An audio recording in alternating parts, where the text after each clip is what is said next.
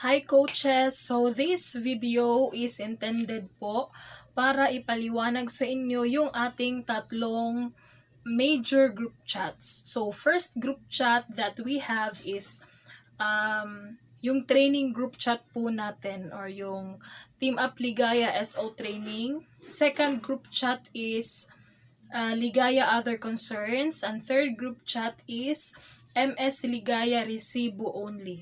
So, we have 3 group chats at yung tatlong group chat na yan ay may magkakaibang functions or purposes.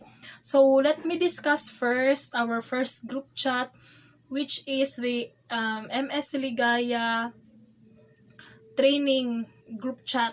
Okay po. Yung group chat na yan, coaches, it is intended for you para dun kayo mag-backread. Okay po. So, yan po yung ating reference group chat. Okay, so sa group chat na yan, kung napapansin ninyo, yung pinaka-latest na post doon ay for your eyes only. Meaning to say, bawal po kayong mag-comment doon. Only the MS, ako po, inyong mobile stockist or si city stockist natin, si Coach Shani, yung allowed na mag-post doon. Bakit po? Kasi nga po, yun yung ating training group chat. So meaning to say, lahat ng dapat ninyong malaman na basics with regard sa pagiging dealer, mga basic info na dapat niyong ma-relay sa inyong mga retailers, mga basic info kung paano magpalago ng inyong team, and many more ay nandoon po sa ating training group chat. Yung very purpose po niyan, bakit hindi po kayo allowed na mag-comment doon, ay para po mas maging madali para sa mga new Team Up Ligaya dealers na mag-backread doon sa group chat na yon. Kasi po, yung tendency, kapag doon kayo tawag nito, maglalagay ng mga questions ninyo, doon kayo magko-comment ng kung ano-ano, yung mga bagong members po ng Team Up Ligaya ay magkakaroon po sila ng confusions sa flow ng training. So, sa training group chat po, again, coaches, intended po yon para sa inyong pagbabackread. So, may mga times talaga na merong mga basic na information na nakakalimutan natin. So, yan yung nagsisilbing kumbaga virtual Bible natin sa negosyong ito, yung ating training group chat. Yung ating pangalawang group chat po ay yung other concerns. So sa group chat na yan po, it is intended para dyan nyo po itanong lahat ng confusions ninyo. Sa group chat na yan, pwede kayong mag-comment, pwede kayong patulong sa ibang dealers. Kunwari po, nag-load kayo ng cable, tapos it so happened na sa area ninyo, hindi masyadong good yung connectivity ninyo sa internet. So, you may send doon sa other concerns na group chat yung PIN at saka box number para ma-back up kayo ng other coaches natin sa paglo-load. So, kung meron pa kayong ibang basic na tanong, pwede kayong mag-post ng questions doon. Kasi po, meron na po tayong mga seasoned or kumbaga yung mga naunang dealer, mas marami na po silang alam, so mas marami na rin po silang maisi-share. So, a little reminder lang din po para sa mga old dealers natin, okay po. Sana naman din po, let us be grateful, no?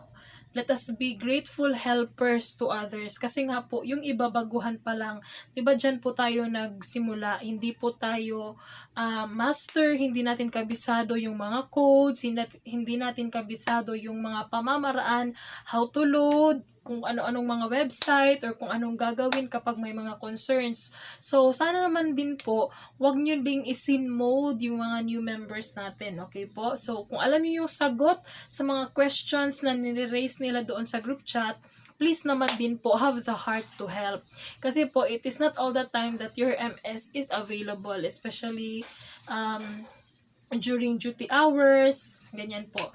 Another concern po na gusto kong i-raise sa inyo is that dumadami na po yung Team Up Ligaya. Okay po. Hindi po kayo lahat ay aking direct dealers. Okay po. Yung iba dyan, indirect dealers ko na. Meaning to say, from my direct dealer, na kapag papasok siya ng new dealer, so ang tawag doon ay indirect. So, let us po follow the chain of command. Kung sino po yung direct upline ninyo, doon po kayo mag-ask ng direct help.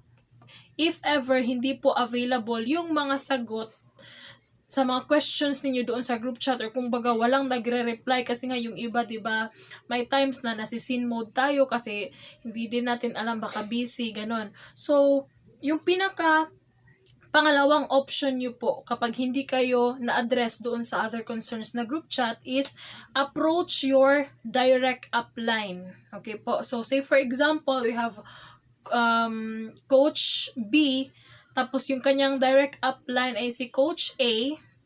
So, si Coach B, doon siya lalapit kay Coach A asking for help. Okay po? Kapag hindi available si Coach A, you can also send me PMs or private messages.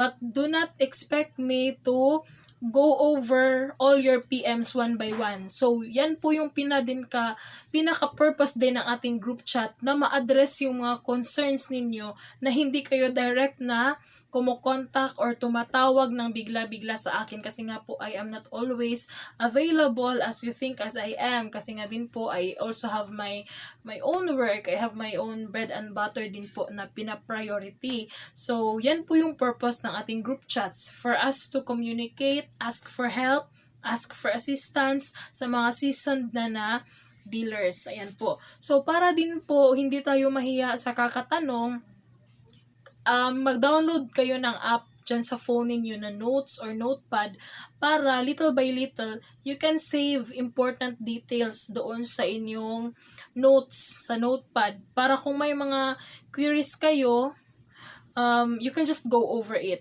Diyan din po papasok yung concept na dapat din po talaga tayong mag-backread sa training group chat.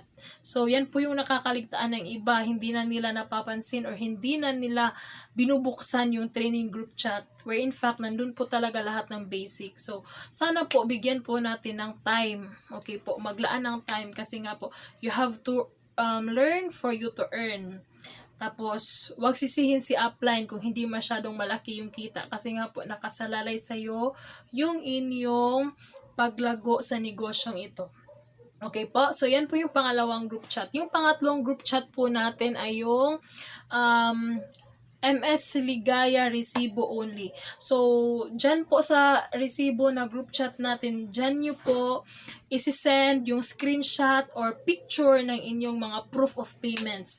Please always remember po, payment first policy po tayo, okay po? So, let us stick to the rules, coaches. Alam naman po natin, di ba? Kapag nagnegosyo tayo, dapat na mamuhunan tayo. Kasi nga din po ako, hindi din po ako nakakautang kay CS. Si CS, hindi din niya nakakautang kay TPC. So, kailangan naming mamuhunan para may maibigay kami sa inyo. And the same thing goes with you. Kailangan nyo din pong mamuhunan para may ma-load kayo sa inyong mga retailers or sa inyong mga consumers. Ayan po. So, another reminder po, kapag nagsisend po kayo ng tawag nito resibo, please make sure din po na full yung pagka-picture nyo. Okay po? Talagang buo yung data na needed. Makikita talaga yung buong anggulo ng resibo, na pangalan ng receiver, pangalan ng sender, yung mga codes, at yung amount. Very, very important po yan talaga para mas mapadali yung ating pag-load. Another thing to consider is right command. Di ba po, kapag dealers, yung proper command is LC, big letter lahat, space, dealer number, space amount, space apelyido. Yung mga apelyido nyo po dyan, nire-require ko po na maglagay talaga ng inyong surname for my references sa inventory. Kasi as we all know, di ba, nire-recognize natin yung mga top load replenishments ninyo, yung mga top 10 or top 5 na may pinakamalaking load replenished sa isang buong buwan na yan. So, para din po mas mapadali yung pag-inventory ko, so you have to indicate your surname kapag nagko-command kayo. And then, yun po, okay po, sa resibo, make sure na yung screenshot or yung inyong resibo na i-capture or na picture ay klaro po lahat ng details.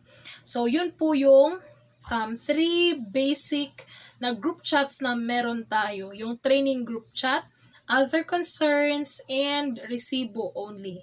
So, yung pang-apat natin na group chat ay yung mentoring group chat. So, sa mentoring group chat na ito, lahat po ng mga data or lahat ng information na nilalagay ko dito ay puro video or voice messages para direct ko po na maipahayag sa inyo yung mga immediate na mga information na kailangan ninyong malaman at kailangan nyo rin na maipasa doon sa mga downlines ninyo.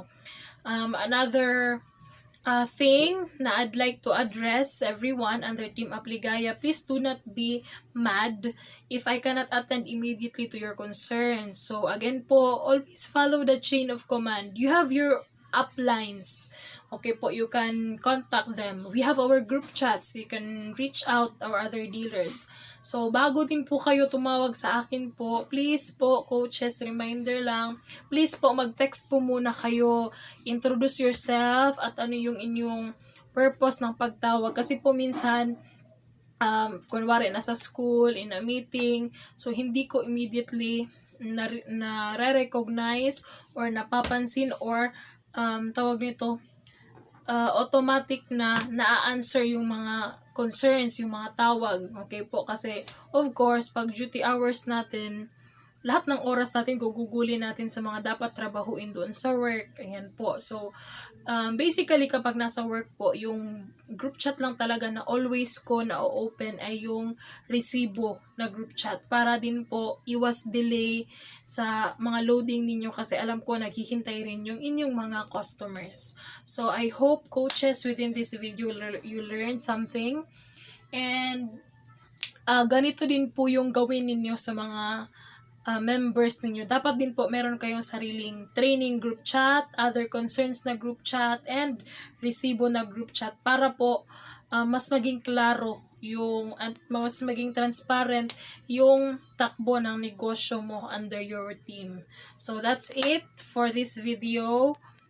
Thank you very much. God bless Team Apligaya, and I hope you're going to make use of your activations.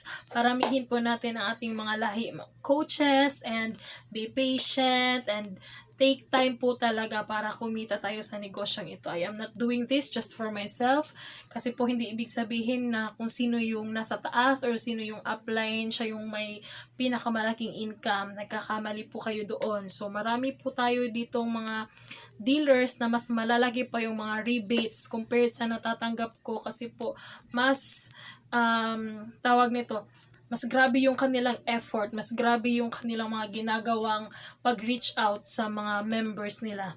So, ayan po, let us do our part and then ora et labora. God bless, coaches!